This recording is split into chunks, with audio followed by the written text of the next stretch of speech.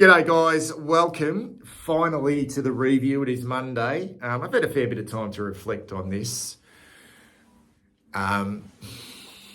Sometimes it's probably a little bit more entertaining to do it straight away and come off the long run, so to speak. But not a lot's changed since the final siren sounded on Saturday with our loss against the Cats. I do want to touch on a few things in this review. I mean, there's been a lot said, and I've read quite a bit and listened to quite a bit over the last 36 hours or so. And I don't necessarily want to add a hell of a lot in regards to the way the game panned out, but it's more my thoughts on the occasion, so to speak. I mean, I've written down here, and I wish I'd have mentioned this in my preview, the live preview, and I might do more of those live streams before the game, just to get a sense of how we're all feeling. And obviously this is my channel and my thoughts, but yeah, I quite enjoyed that. But I had written this down for me to mention in the preview, but for some reason I didn't mention it. So I'm going to mention it now because I think it blends in really well with what I've got to say. And I've written down heavyweight title or heavyweight bout, Geelong v Carlton MCG. And heavyweight title, heavyweight bout was a term used a lot back in the 80s and 90s when I was growing up for two. I mean, I know what we went top of the table. It's not like we were second in Geelong. I mean, Geelong at first. It wasn't like we were second, but it almost felt like this was our first opportunity to have a big heavyweight title for a long time. Given what we did last year in the build of last year, going deep into the finals, and the expectations this year, and Geelong starting so well this year on the back of winning a grand final in 2022, and really they've still got a massive amount of players from that group still playing, and they've brought in some real young guns into that team that added something. And it just felt like a heavyweight title before the game, the occasion, the build-up, and being at the ground. There was a sense of this being such a big game, almost like a final, the anticipation. There's no doubt that for the most part, the game played out that way. It was, I think it was a high quality game.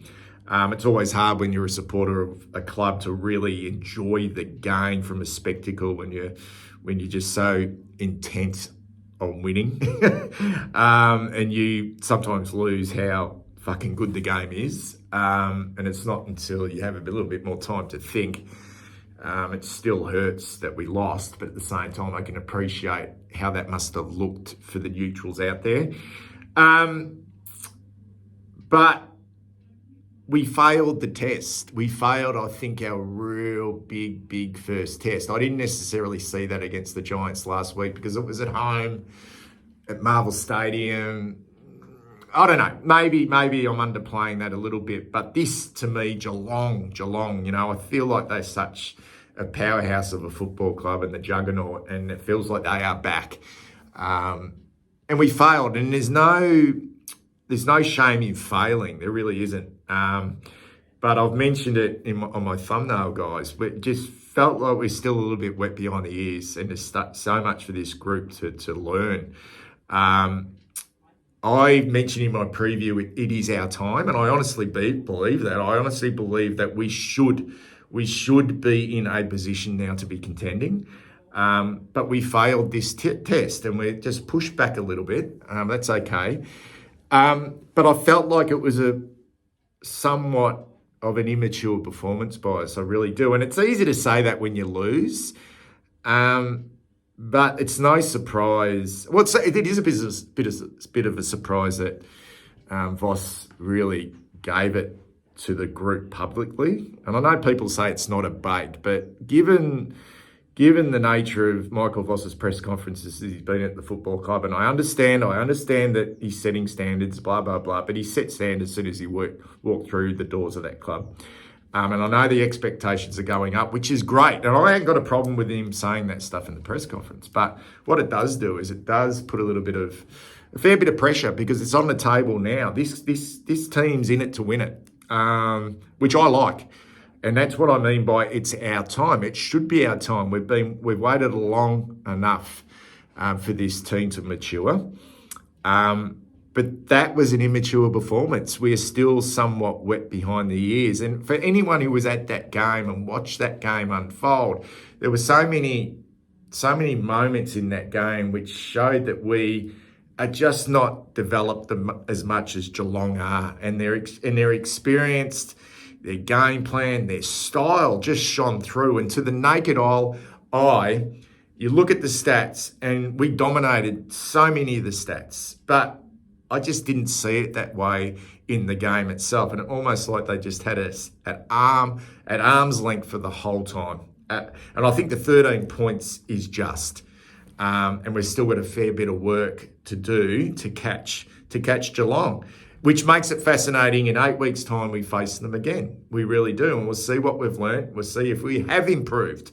Because I felt mentally we were a little bit off in this game, although full credit for us to hang in there, one, and two, to come with a bit of a rush at the end, which shows you how much of a dangerous side we can be, which I think I mentioned being able to go into gears, and we are a team that have got that in our armour, which is good, but there is still a lot that needs to be worked out with this group. At times we look like a real mess. Which is a bit of a worry. It's funny the way I saw it pre-game, because it all blends in. And please don't misinterpret what I'm saying here, because it's just an observation. But this did pop into my head before the game even started. And I don't know if any of you guys noticed this. You probably certainly would have noticed it if you were at home, but I was actually at the ground. But when both teams were lining up for the national anthem and the Anzac Day ceremonies, and they were lined up on either side facing each other, did anyone else notice that we, the Carlton Football Club, we were arm in arm? Every player, including Michael Voss, we were all arm in arm for that period of time. It was actually quite a long time. Whereas Geelong were really like... I don't know, they weren't linked at all. They just had either their hands sort of clenched at the front or behind their backs. It was quite, to me, it felt very, very symbolic. It almost felt like, for me, that we are still that team that is forcing. Everyone appears to be doing that now, with the linking of the arms and the united, and it's all like, I understand they are, but it just almost like felt a fraction forced. Whereas Geelong were just so business-like, and I mentioned the robotic, and they're not robots, Geelong, but I think you know where I'm coming from here, so professional and so clinical. They didn't need to put on a show there. For the national anthem. Their business is out on the field. And that's the way it fucking panned out for me. We're almost like everything we did on Saturday, and it wasn't like on the scoreboard that we were that far behind, but I used an analogy. I thought of an analogy about this, the way we play, the way we play it. I just feel like we are so labour intensive, and we make everything so fucking hard. Unless it's manic and free flowing, and we make something out of nothing, we are just like labour into everything is hard work for us.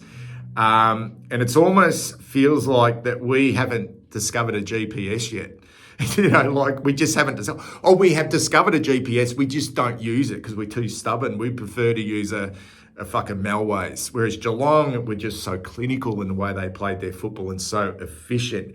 And everything we did, we would dominate certain aspects of the game, but we were so laborious, and the things I picked up on in this game were Geelong's pressure and the way they pressured. And there's this thing in football called D1 and D2 pressure, and they just did it perfectly. They weren't all like bees to a honey pot. They just kept their space and they corralled us, and they forced us into missed handballs, handballs that went to our shins, not into good positions then to move forward. We fumbled like at ground level, and Geelong was so clean at ground level. So Geelong's ability to make a scrub kick look like a good kick, and we had so many kicks that was scrubs but then fumbled. Their clean disposal below their knees, and their ability to create space and make the ground look so much bigger than what it was compared to us was just unbelievable. And I can't help but think, and I don't want to say that Michael Voss was out-coached as such, but I listened to both press conference, and we know what Michael Voss has said. Unacceptable in regards to our defensive acts, the way we defended. And I assume the way we defended the ground and made it so easy for them to either transfer the ball, and then how sloppy we were in our defensive actions inside our defensive 50 and their efficiency. And we talk about efficiency. We talk about, our inability to kick goals from 66 entries to 45. But you look at that, we had 66 entries, but only had 15 marks. They had 17 marks inside their forward 50.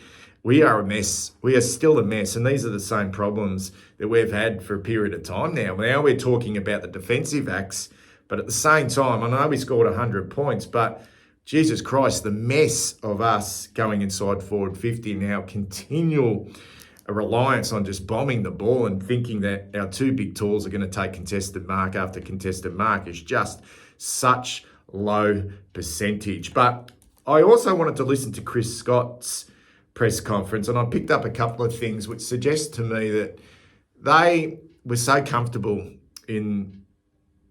I'm reading between the lines here, but go back and have a listen. He mentioned a couple of things. He just knew with their weapons that they'd be able to sort of score pretty quickly. And he was referring to that late comeback. But he also said we were just getting outplayed at times by good players in the contest. So it almost felt like that they were prepared to concede at the contest, and we did, for the most part, win the clearances and win the contest, one contested possessions, one clearances. And I think they always knew that was always going to be a bit of a tough battle for them. And they were quite happy to concede them and absorb the territory that we were able to gain on the back of that with the 66 inside 50s, and really back their defenders in, because they know what we like and the way we play, that they were able to counteract us pretty, I won't say easily, but with speed and efficiency and ball movement. And that's exactly the way it panned out. And that's really, at the end of the day, that's the difference between a really good system-based team who get their act together defensively first, and then win the game on the back of real strong defence and then turnover and then being efficient with the ball, and being at the ground. You could just see it. Like it was frustrating for us, but at the same time it was like very, very eye-opening to see a really well drilled team play in the manner in which they did. And it's not, look, they've been around together for a very long time, this Geelong team. But you would like to think that now, in Voss's third year, that we don't want to be talking about these same things all the time. So now it's about our defence. And it almost feels like we've gone back nearly 2 years to when Michael Voss first started, that we could score quickly, but at times messily, with not a hell of a lot of structure, but just on pure talent, could win clearances. But then we started to really fail defensively. I think the only positive out of that, and a bit of a difference, is that they're not we're not getting massive amounts of scores kicked against us in a rush, although they did pile on those goals late in the game to take it out to 33 points at the 13-minute mark. And it was, look, full credit to our guys for fighting back into that game. I think I've said enough on that. It's a big watch. It's a big watch to see how, now that it's been put on the table, how we respond against Collingwood, because he won't want to be saying the same things against Collingwood this Friday night. So if we're seeing a similar type scenario where we've won clearances having or inside 50s, they've had, around about mid-40s, inside 50s, but are kicking a winning score, then that says something about the way we are defending.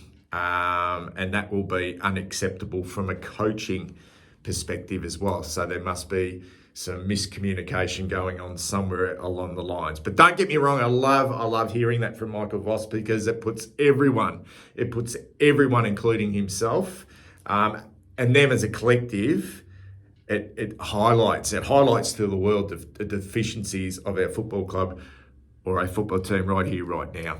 Let's quickly go through the players, guys. I love Blake Acres, I really do. I know he had a couple of mistakes. I know that one where he played on in the back half. There was two parts to that. He probably shouldn't have played on, and there was the bad kick. But it is what it is. But those two goals he kicked were amazing. Oh my God, I loved it. He just does it all the time. He's a ripper. I really like him.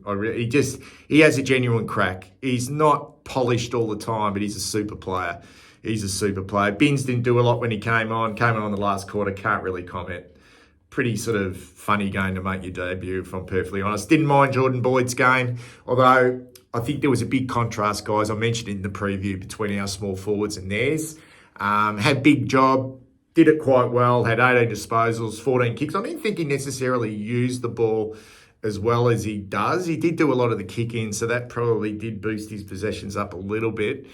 I thought he was okay. I thought he was solid without being great. Jack Carroll, very quiet, other than that goal he kicked. He's on shaky grounds, but there's not a lot coming through at the moment. But with Adam Chera potentially coming back, you would think that Jack Carroll could be on the chopping block. Just doesn't do enough. And it's been a little bit disappointing not to see him really grasp this opportunity. Really disappointing.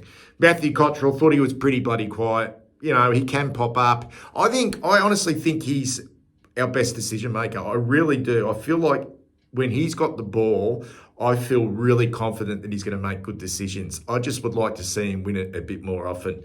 Are we playing him too defensively? Probably. But I think he's got a better skill set than what the coaching staff potentially believe he has. I actually am so confident when he's got the ball that he's going to genuinely make really good decisions. I just don't see him do it enough. Lockie Cowan had his some moments, put some size on, which is good, but he's just not ready. And it showed a little bit. Patrick Cripps, amazing.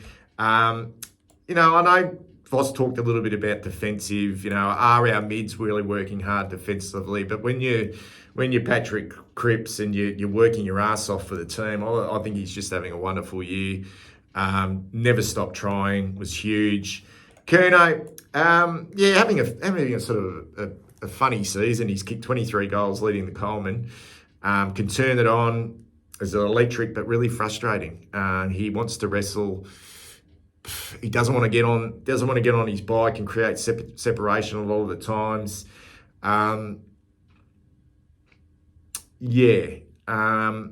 Must be difficult though when you're playing against just a top-notch team defence like Geelong do. Their back 6 and 7 just work so well together. A lot of blocking and a lot of checking and a lot of selfless sort of acts. It's a lot harder than from the cheap seats. We can sort of mention this, but it just feels like he doesn't get any easy. He doesn't get any easy unless it comes over the back, and he doesn't get any easy goals on the lead where he's really creating separation from his opponent, but he still kicked 3 goals. Handy game. De Conning, thought he was okay. Thought he was, limited game time in the ruck. Still had 16 hit-outs. Didn't hit the scoreboard, but, I think he could walk away from that game feeling reasonably happy. Durden, as I say, we're probably measuring our small forwards on how good Geelong's are, and it's not a great performance by Corey Durden, and just not doing enough. Just not doing enough. Hewitt was quiet but worked into his game, kept working. But there is a bit of a sameness about the speed of that midfield. But we are dominating clearances and we are working pretty hard in there. Elijah Hollands, just classy. Although there was that one act where he looked like he sort of pooed himself a little bit in the air and dropped a mark, but really liking what he's doing. He's a real class act. Just really steady and really creative. I think he's got without getting too carried away with him, I think he's got a pretty bright future at our football club moving forward. Can't say a lot about his brother at the moment. Second year blues, there's no doubt about that. And he's hanging on. Like a thread. And I've mentioned this just about every week, and I get shut down quite a bit in regards to my thoughts on Oliver Hollands, because I thought he'd come into this season and really, really explode. But maybe he needed a bit more of an apprenticeship like Geelong do in the VFL. He played a lot of football last year in the seniors. This year, not quite so. He's really battling away. Kemp is Brody Kemp. Couple of blues, couple of good runs. Good things, some bad things, just not the consistency that's needed from a real safe and measured performer. But we give him a little bit more time, give him a lot more time to grow into that role. Kennedy was frustrating. Some of his kicking was fucking horrendous, really horrendous. Through the middle of the ground, he grubbed a lot of the kicks, but he worked hard. But he's 27, 28 years of age now. There's no mistakes. I mean, second, third year players who are young, you can cop it on the chin with some mistakes, but he's an experienced footballer now. He should not be making many mistakes of football like that now, but some of his kicking was terrible. Harry worked his ring off. He really did. Cops a fair bit. There's big expectations on Harry in regards to him performing, but he just worked his absolute arse off against some quality opponents. I thought he played a really good game. Nick Newman had some big moments, particularly late in the game. There was one ball there a contested ball. I don't think it's in as good a nick as he was this time last year, but I think if you think of Nick Newman last year, he built into his season last year. His run home was extraordinary. I think he's been really solid. He had 513 metres gained from his 21 touches. I think he was okay.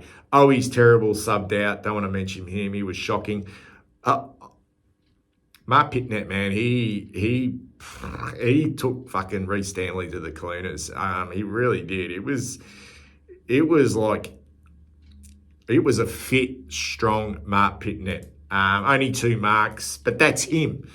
He's had 11 clearances. He's played a huge game. He was probably nearly our best player, second week in a row.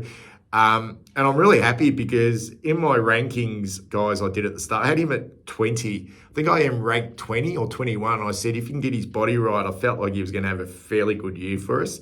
And someone said, I don't know who it was, but go back in the video, someone said he's probably not in the top 200, 400, 500 players in the league, or not even in the top 40 players in our team. I think he's been super. I really do. But it's funny, isn't it? Reece Stanley was hopeless. Shocking. But Geelong win the game. But can't fault Pitnet's performance. Really can't. Walsh huge again. 31 disposals. 4 clearances. Just, not gonna knock him. Wiedering great on Hawkins, took him to the cleaners. Still looked a little bit sore. Had the big bandage on. Probably not as moving as well as he has. But just a big, solid performance by Jacob. Zach Williams is copping a fair bit. Yeah, and so we should. I think all our players should. I think as a collective they should. I think Zach Williams is. I think he's not a reliable defender. I think his ball use is sus at times. I think he's trying his hardest. I really do. Maybe he's pushing it a little bit too hard.